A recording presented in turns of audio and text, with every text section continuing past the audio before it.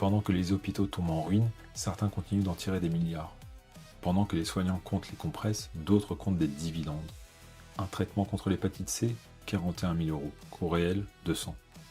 Un vaccin Pfizer, 36 milliards de bénéfices.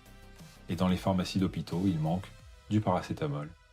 Ce n'est plus le patient qu'on soigne, c'est le chiffre d'affaires. Les laboratoires fixent les prix, les politiques valident et l'État rembourse. Les groupes pharmaceutiques engrangent pendant que les hôpitaux publics mendient pour réparer un scanner.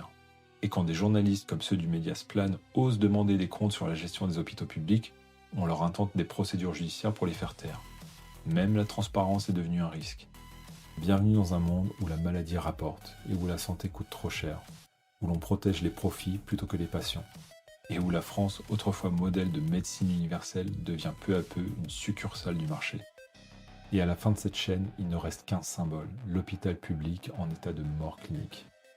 La France consacre 11% de son PIB à la santé comme ses voisins, mais elle dépense 20% de moins que l'Allemagne, tout en payant ses soignants 2 fois moins. C'est le paradoxe absolu, un système pauvre, épuisé, mais noyé sous la bureaucratie. Trop de paperasse, pas assez de bras. Trop de discours, pas assez de lits. Et surtout, plus aucune marge, plus aucune réserve. Ils ont géré l'hôpital comme une entreprise, jusqu'à le rendre incapable d'encaisser la moindre crise. Et c'est là que la réalité frappe.